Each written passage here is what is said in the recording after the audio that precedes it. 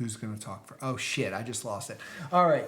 Well, what's up, everybody? Welcome back. This Whiskey Happens. Mr. Johnson, how are you? Mr. Martin. I feel like you're compelled, like it's a tick where you have to say that. Yes, I do. Everyone needs to know. It's getting people's memory to remember that you're Mr. Johnson, I'm Mr. Martin. It's been 18 years. 18. But it hasn't been 18 years right now. It's 7.5 years of Cream of Kentucky.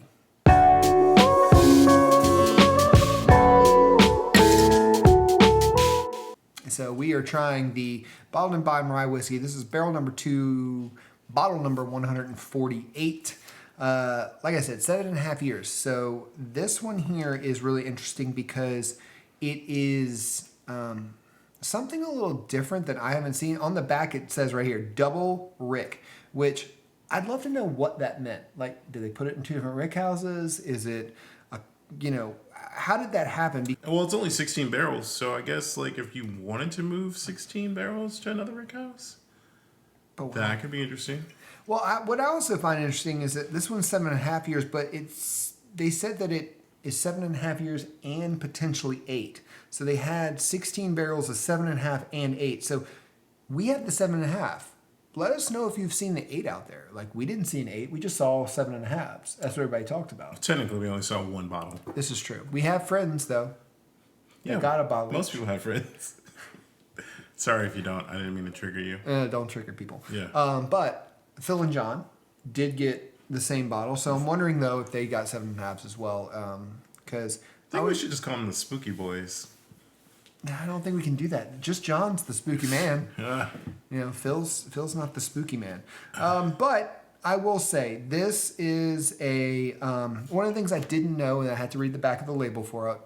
Full disclosure, is it's a Ryman rye grain that's estate grown. So it's a rye that is grown on the estate. Ryman? Ryman. Ryman? Ryman rye. Huh. So, I think that's pretty. I love that.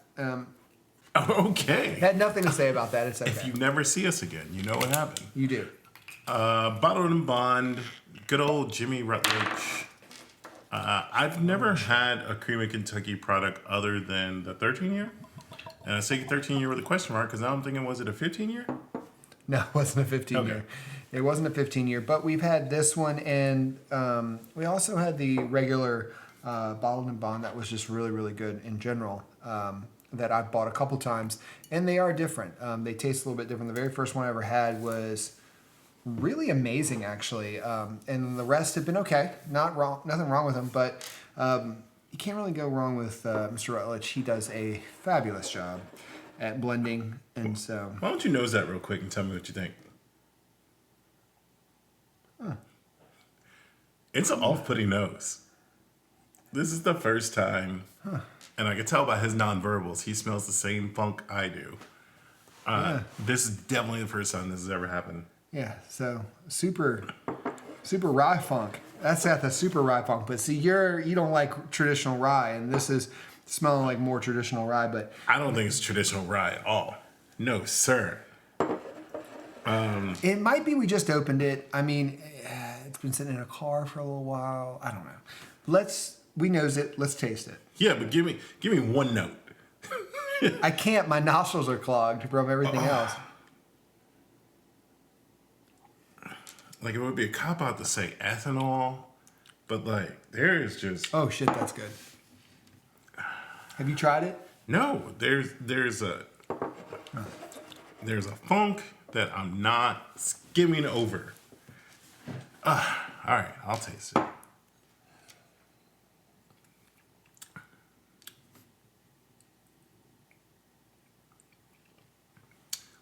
That is sweet and smooth and delicious. There is what are those things called? It's a Whopper. It tastes like a malted chocolate covered candy. Yep, Whopper. I'm not sure if I like that, but it is a very distinct. It definitely tastes better than it smells. Yep. 8,000%. Again, this is barrel number 2. Huh. If you like chocolate, yep. I think this is for you. Yeah, if you like chocolate note heavy. Now that I'm I can't move smelling past it, this note. I want it to turn into like a baked Alaska or I'm congested, so I'm kind of frustrated because I really I can't smell anything. Like it's nothing strong off the nose. As Garrett said, it's funk, but it's not as funky to me, but it doesn't have anything that's saying, hey, this smells like this, or hey, that it's this. There's nothing that's like, it's just kind of bland, like in the nose, and when you nose it. So yeah. I mean, there isn't a I get a little bit of cherry. yeah. I really can't give you that, but I'm just gonna go right for rocks because Yeah. there's nothing I could do with that. I mean, other than like malted chocolate candy. I mean, I think that was good. The finish was smooth. Yeah. It's just I'm really struggling right now to place this. Let's see. Oh, it gets creamier. It's definitely Yeah, it's creamy, like buttery finish. it's like a vanilla creamsicle. What's a vanilla creamsicle? I just made it up. Just saying. I was like, oh yeah, wait a minute. That's whatever. Listen, all the professional tasters and everything out there, they make up stuff all the time. It's whatever comes to them. Like, you listen to really great professional tasters, they don't say like, oh, that's like always like a dark cherry or something. They're like, oh, that's like a cherry vanilla, snozzleberry. They make shit up half the time, and it's like, because it's scents that you just keep getting as you're tasting and smelling that really you can't pinpoint always, but it blends itself to as Garrett was saying, it's smooth, it's easy to drink. There's nothing wrong with it. It's not standing out to me by any means. Like, it's not like punch me in the face saying this is amazing, but at the same time, it's not bad. No, I wouldn't say it's bad. This one, it just, this on the rocks just could become so much richer. But I'm still like, I'm hung up on the nose. I am. I can't, because I really just want to place this other than just saying a blanketed funk. Yeah. And I just can't do it. However, the creaminess adds a bit of delicateness that I think is needed beyond the first impression. Yeah.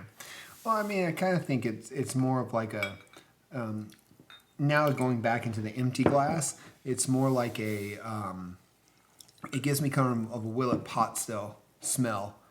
Like if you smell Don't the empty you glass. dare! How dare you?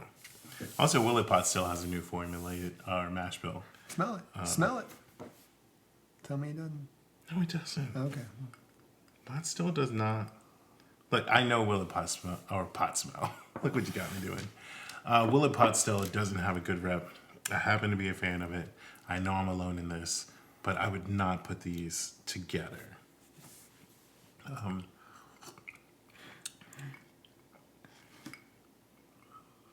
I would say now Coke might be the wrong beverage for this, but I would say if this was root beer, you would be closer to a cream float, like a rich dessert, because the creaminess is still here. Mm-hmm. It's just that this is Coke is not the right vehicle. No, it's not. I was actually thinking ginger ale.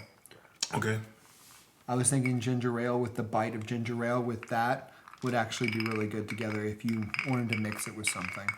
But you're right. Coke it dissipates in Coke. It doesn't really do anything for either one. Like, and we both added just a tiny bit, and it really doesn't do anything for it.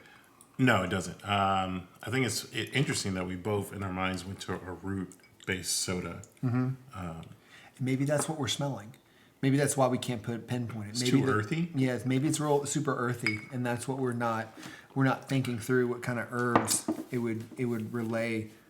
I am getting a berry finish on the end of it. I would say that's one positive from the Coke aspect, but Other than that, I'm gonna have to say neat. If you're a rye drinker and you appreciate rye, this is a strong single barrel, and I can appreciate that. But I think that on the rocks or in a Coke, definitely Coke's not there. Like I'd be willing to try that in a root beer or ginger ale, like you said. Yeah.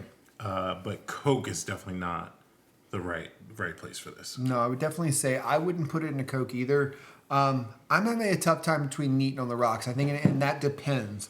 Neat, I agree with you. I think neat is the way to go if you really love rye. But if you have this in a pinch and someone's not a huge rye fan, you can put it on a cube or in just some ice, and I actually think it mellows that out and doesn't give it kind of that rye flavor. So, well, that'll do it for us tonight. We both really said kind of neat. So, whether you like it neat on the rocks or in a Coke, whiskey happens. Cheers, Cheers. guys.